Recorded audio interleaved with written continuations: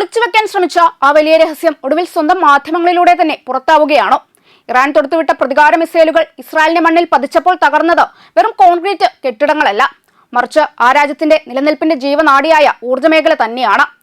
ആക്രമണത്തിൽ കാര്യമായ നാശനഷ്ടങ്ങൾ ഉണ്ടായിട്ടില്ല എന്ന ഇസ്രായേലി ഭരണകൂടത്തിന്റെ ഔദ്യോഗിക അവകാശവാദങ്ങൾ വെറും പുകമറ മാത്രമായിരുന്നു എന്ന ചോദ്യമാണ് ഇപ്പോൾ അന്താരാഷ്ട്ര തലത്തിൽ ഉയരുന്നത്.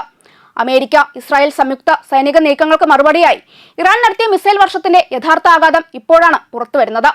ഇസ്രായേലിന്റെ ഏറ്റവും വലിയ സാമ്പത്തിക വ്യവസായ കേന്ദ്രങ്ങളിലൊന്നായ ഹൈഫ ബേയിലെ പ്രശസ്തമായ ബസാൻ റിഫൈനറികൾക്ക് നേരെയാണ് ഇറാന്റെ മിസൈലുകൾ കൃത്യമായി പതിച്ചത്. യുദ്ധകാലത്ത് ഒരു രാജ്യത്തിന്റെ ഇന്ധന സുരക്ഷ ഉറപ്പാക്കുന്ന ഇത്തരം നിർണായക കേന്ദ്രങ്ങൾക്ക് സംഭവിച്ച നാശനഷ്ടങ്ങൾ വരും ദിവസങ്ങളിൽ ഇസ്രായേലിനെ കടുത്ത പ്രതിസന്ധിയിലേക്ക് തള്ളിവിടുമെന്നാണ് വിദഗ്ധർ വിലയിരുത്തുന്നത്. തങ്ങളുടെ പ്രതിരോധ കോട്ടയായ അയൺ ഡോം തകർക്കാനാവാത്തതാണെന്ന ഇസ്രായേലിന്റെ അവകാശവാദങ്ങളുടെ മുനയൊടിക്കുന്നതാണ് ഇപ്പോൾ പുറത്തുവരുന്ന മാധ്യമ റിപ്പോർട്ടുകൾ. രാജ്യം ഇതുവരെ ഔദ്യോഗികമായി സമ്മതിച്ചതിനേക്കാൾ എത്രയോ മടങ്ങാണ് ഈ പ്രഹരത്തിന്റെ ആഴമെന്നാണ് ഇസ്രായേലി നയതന്ത്ര പ്രതിരോധ വൃത്തങ്ങളിൽ നിന്നുള്ള സൂചന. ഇസ്രായേലിനെ വലിയൊരു ഇരുട്ടിലേക്ക് തള്ളിവിടാൻ പോകുന്ന ആ തകർച്ചയോടെ ഞെട്ടിക്കുന്ന യാഥാർത്ഥ്യങ്ങളിലേക്കും അതിന്റെ രാഷ്ട്രീയ സാമ്പത്തിക പ്രത്യാഘാതങ്ങളിലേക്കും നമുക്ക് വിശദമായി കടക്കാം. ഇസ്രായേലിലെ ചാനൽ 12 ന്യൂസ് പുറത്തുവിട്ട റിപ്പോർട്ട് പ്രകാരം ഈ വർഷം ആദ്യം ഇറാൻ നടത്തിയ 2 വ്യത്യസ്ത മിസൈൽ ആക്രമണങ്ങളിൽ ഹൈഫ മേഖലയിലെ ശുദ്ധീകരണശാലകൾക്ക് ഗണ്യമായ നാശനഷ്ടമുണ്ടായി. മാർച്ചിൽ നടന്ന ആക്രമണത്തിൽ എണ്ണയുടെ ഉപോൽപ്പന്നങ്ങൾ സംഭരിച്ചിരുന്ന പ്രധാന ടാങ്കുകളിലൊന്ന് ഗുരുതരമായി തകർന്നതായും അത് പൂർണ്ണമായും പുനഃസ്ഥാപിക്കാൻ കഴിയാത്ത അവസ്ഥയിലാണെന്നും റിപ്പോർട്ടിൽ പറയുന്നു. കഴിഞ്ഞ വർഷം ഇറാനെതിരായ ഇസ്രായേലിന്റെ 12 ദിവസത്തെ സൈനിക നടപടിക്കിടെയും ഇതേ മേഖലയിൽ നാശനഷ്ടങ്ങൾ റിപ്പോർട്ട് ചെയ്തിരുന്നു. 2025 ജൂണിൽ ഇറാൻ നടത്തിയ ശക്തമായ മിസൈൽ ആക്രമണത്തിനിടെ അമേരിക്കൻ പിന്തുണയുള്ള അയൺ ഡോം വ്യോമ പ്രതിരോധ സംവിധാനത്തെ മറികടന്ന് നിരവധി മിസൈലുകൾ ലക്ഷ്യസ്ഥാനങ്ങളിൽ പതിച്ചതായും അതിന്റെ ഫലമായി ബസാൻ റിഫൈനറി സമുച്ചയത്തിലെ 3 ജീവനക്കാർ കൊല്ലപ്പെട്ടതായും റിപ്പോർട്ടുകൾ വ്യക്തമാക്കുന്നു. ആക്രമണത്തെ തുടർന്ന് ശുദ്ധീകരണശാലയുടെ നിർണായക ഘടകങ്ങളായ ഗ്യാസ് ടർബൈനുകൾ, സ്റ്റീം ബോയിലറുകൾ, വൈദ്യുത നിയന്ത്രണ മുറികൾ, അനുബന്ധ സാങ്കേതിക സംവിധാനങ്ങൾ എന്നിവയ്ക്കും കേടുപാടുകൾ സംഭവിച്ചതായി ആഭ്യന്തര മന്ത്രാലയത്തിന്റെ റിപ്പോർട്ടുകൾ ചൂണ്ടിക്കാട്ടുന്നു. ഇതേസമയം ശുദ്ധീകരണശാലകളുടെ വ്യാപകമായ പുനർനിർമ്മാണത്തിന് ഇസ്രായേൽ ആഭ്യന്തര മന്ത്രാലയം അനുമതി നൽകിയതായും 2028ഓടെ നവീകരണ പ്രവർത്തനങ്ങൾ പൂർത്തിയാക്കാനാണ് ലക്ഷ്യമിടുന്നതെന്നും റിപ്പോർട്ടുകൾ പറയുന്നു. എന്നാൽ ഈ നാശനഷ്ടങ്ങളുടെ യഥാർത്ഥ വ്യാപ്തി ഇസ്രായേൽ സർക്കാർ ഇതുവരെ പരസ്യമായി അംഗീകരിച്ചില്ല എന്നതാണ് പുതിയ വെളിപ്പെടുത്തലുകളുടെ പ്രാധാന്യം. ആക്രമണങ്ങൾക്ക് ശേഷം ഇസ്രായേൽ ഊർജ്ജമന്ത്രി എലി കോഹനും ബസാൻ കമ്പനിയും ശുദ്ധീകരണശാലകൾക്ക് കാര്യമായ നാശനഷ്ടങ്ങളൊന്നും തന്നെ സംഭവിച്ചിട്ടില്ല എന്നാണ് അവകാശപ്പെട്ടിരിക്കുന്നത്. ടെലവീവ് സ്റ്റോക്ക് എക്സ്ചേഞ്ചിന് സമർപ്പിച്ച റിപ്പോർട്ടിൽ ഒരു സംഭരണ ടാങ്കിന്റെ മേൽക്കൂരക്ക് പ്രാദേശികമായ കേടുപാട് മാത്രമേ സംഭവിച്ചിട്ടുള്ളൂ എന്നും എല്ലാ ഉൽപാദന സംവിധാനങ്ങളും സാധാരണ നിലയിൽ പ്രവർത്തിക്കുന്നുണ്ട് എന്നും കമ്പനി വ്യക്തമാക്കിയിരുന്നു. ഏകദേശം 150 മുതൽ 200 മില്യൺ ഡോളർ വരെ സാമ്പത്തിക നഷ്ടം കണക്കാക്കിയിരുന്നുവെങ്കിലും രാജ്യത്തെ ഇന്ധന വിതരണത്തെ അത് ബാധിക്കുന്നില്ല എന്നായിരുന്നു ഔദ്യോഗിക നിലപാട്.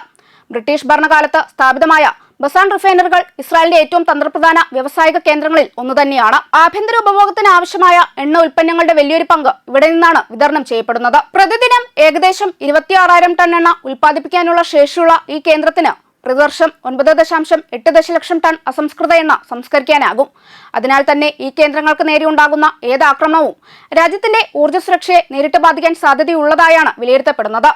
ഇറാനുമായി ബന്ധപ്പെട്ട സമീപകാല സംഘർഷങ്ങളിൽ ഹൈഫ റിഫൈനറുകൾക്ക് മാത്രമല്ല, ടെല്ലവീവിലെ കിരിയ സൈനിക സമുച്ചയം, ഇസ്രായേലുമായി ബന്ധപ്പെട്ട വെയ്സ്മാൻ ഇൻസ്റ്റിറ്റ്യൂട്ട്, നെവാറ്റിം വ്യോമതാവളം, ഹൈഫ തുറമുഖ മേഖല എന്നിവയും ഇറാനിയൻ മിസൈൽ ആക്രമണങ്ങളുടെ ലക്ഷ്യങ്ങളായിരുന്നുവെന്നാണ് റിപ്പോർട്ടുകൾ.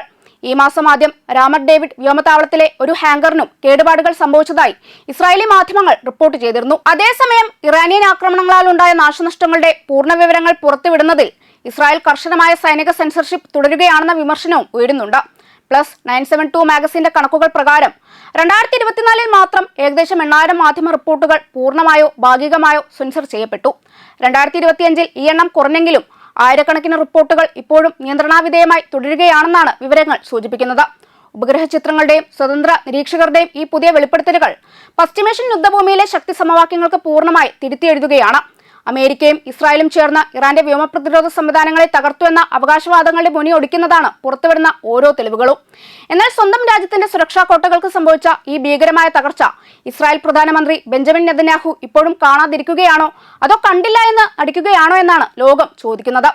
പിറകിൽ താങ്ങായി അമേരിക്കയെന്ന വൻശക്തിയും ആനയും അംബാനിയും ഒക്കെയുണ്ടെന്ന അഹങ്കാരത്തിൽ വീണ്ടും വീണ്ടും മറ്റൊരു പരമാധികാര രാഷ്ട്രത്തിന്റെ നെഞ്ചിലേക്ക് യുദ്ധക്കോപ്പ് കൂട്ടാൻ ശ്രമിക്കുന്ന നെതന്യാഹു സ്വന്തം രാജ്യത്ത് സംഭവിക്കുന്ന ഇത്തരം ഗുരുതരമായ യാഥാർത്ഥ്യങ്ങൾക്ക് നേരെ കണ്ണടക്കുകയാണ്. അത്യാധുനിക സാങ്കേതിക വിദ്യകളുടെ അകമ്പടിയോടെ ശത്രുവിന്റെ കോട്ടകൾ തകർത്തു എന്ന വീരവാദം മുഴക്കുമ്പോഴും ഇറാന്റെ മിസൈലുകൾ തങ്ങളുടെ ജീവനാഡിയായ ഊർജ്ജ കേന്ദ്രങ്ങളെ പോലും നിഷ്പ്രഭമാക്കിയത് തിരിച്ചറിയാൻ നെതന്യാഹുവിന്റെ യുദ്ധക്കൊതിക്ക് കഴിയുന്നില്ല.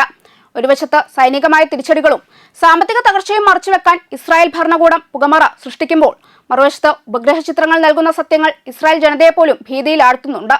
മുന്നറിയിപ്പുകളെയും അന്താരാഷ്ട്ര നിയമങ്ങളെയും പുച്ഛിച്ചു തള്ളി യുദ്ധം നീട്ടിക്കൊണ്ടുപോകുന്ന നെതന്യാഹുവിന്റെ ഈ തന്ത്രം ഒടുവിൽ ഇസ്രായേലിനെ ഒളിച്ചുവെക്കാനാകാത്ത വൻ ദുരന്തത്തിലേക്കാണോ നയിക്കുന്നത് എന്ന ചോദ്യം ശരിവെക്കുന്നതാണ് പശ്ചിമേഷ്യയിൽ നിന്ന് ഒടുവിലായി പുറത്തുവരുന്ന ഈ വിലയിരുത്തലുകൾ.